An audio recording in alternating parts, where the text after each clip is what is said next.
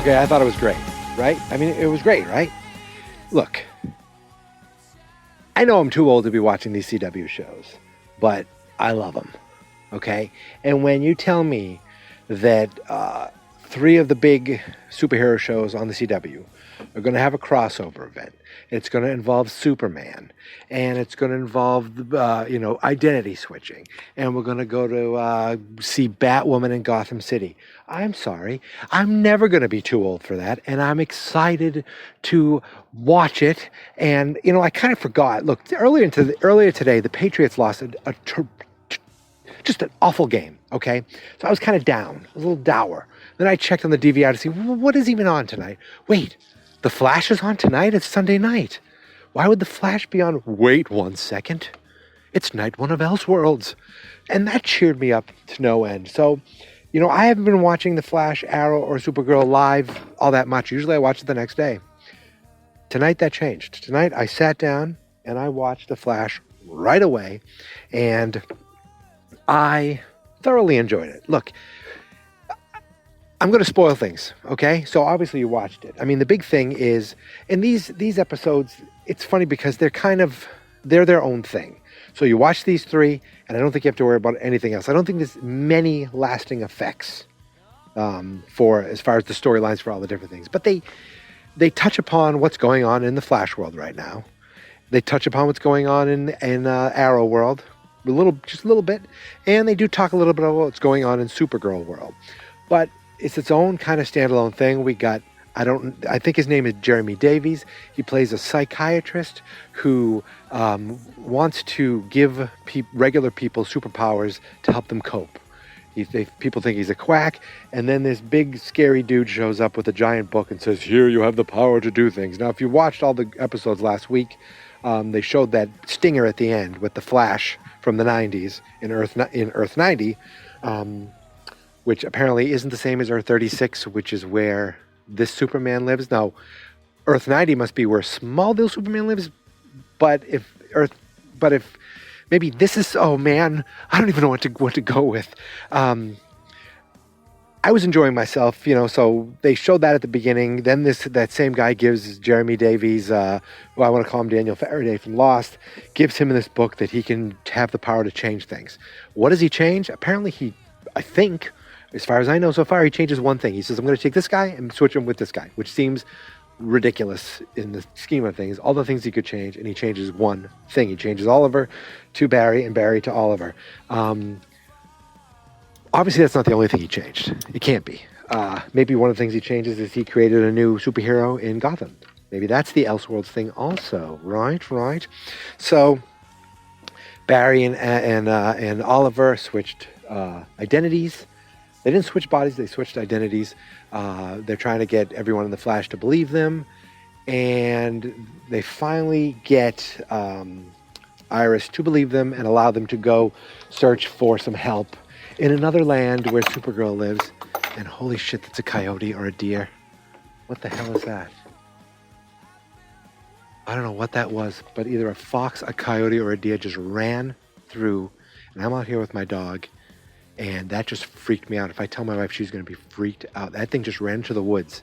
And this is real right now, okay? I'm trying to talk about superheroes, and a giant animal just ran through the woods and scared the crap out of me. Okay, where was I? So she finally says to Oliver and Barry, I believe you, go get help. And they go, you ready to go? And then they press a button.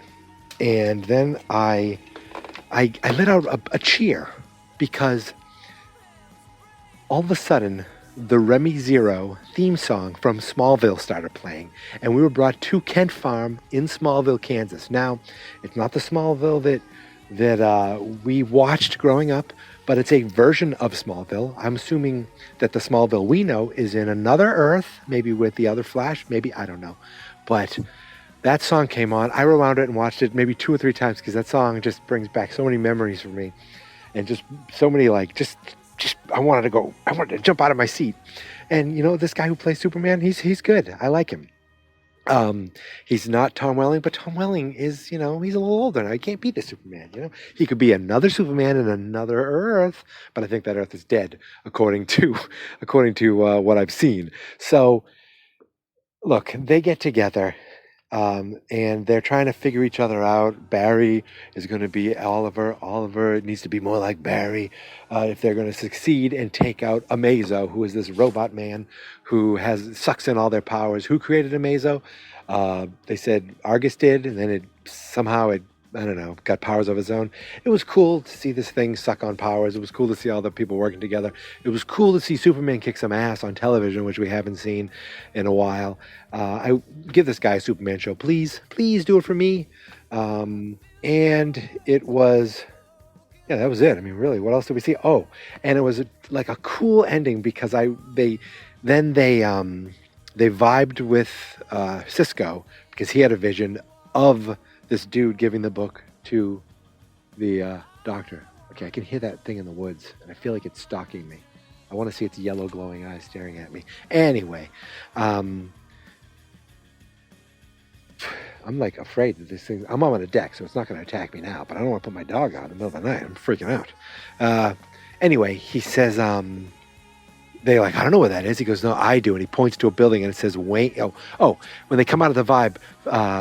apparently Oliver can draw now, and he draws really fast. Maybe he took that from Barry's powers, and he drew exactly what he saw really fast. And in the background was Wayne Tower, and he says, we're going to Gotham. And I was like, oh yeah. And then I remembered, oh yeah, we're going to see Batwoman. Batwoman is a character. She's not created for this show. She is a character in the comic books. I don't know when she was created.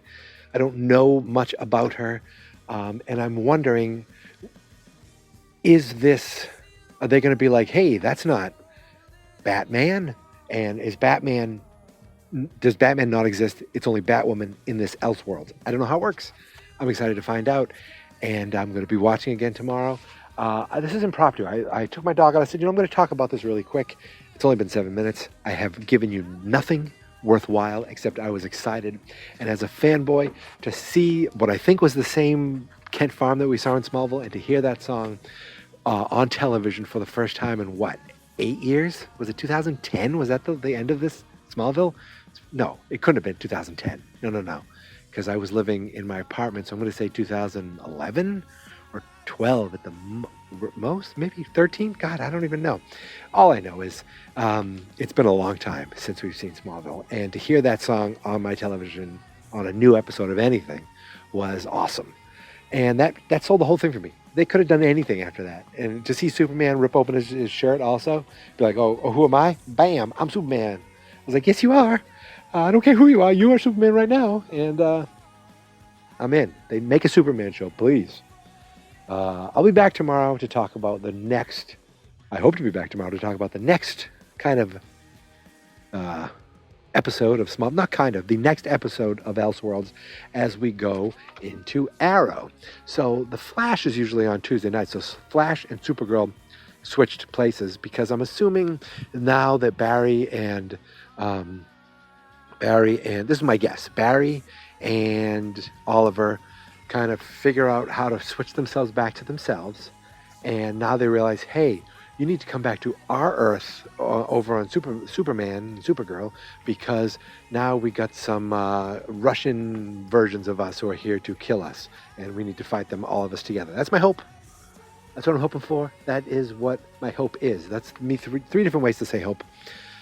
Ladies and gentlemen, this is Geek Mentality. It's a podcast that I rarely do. Now, there's two main components to Geek Mentality. One of them is no longer with us.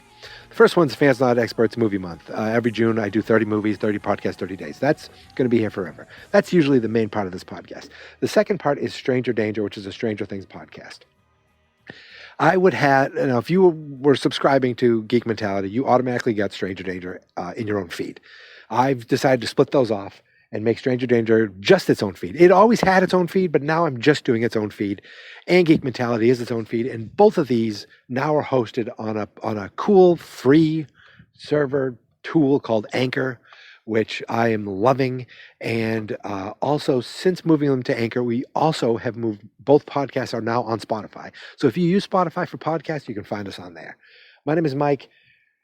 The website is fansnotexperts.com. On Twitter, it's @GeekMentality. If you do want to still see Stranger Danger, there's a new episode just talking about the teaser of the season 3 that went up tonight Go to fansonexperts.com. You can find links there to subscribe. So you can have that when the new season comes. Other than that, thank you very much for listening.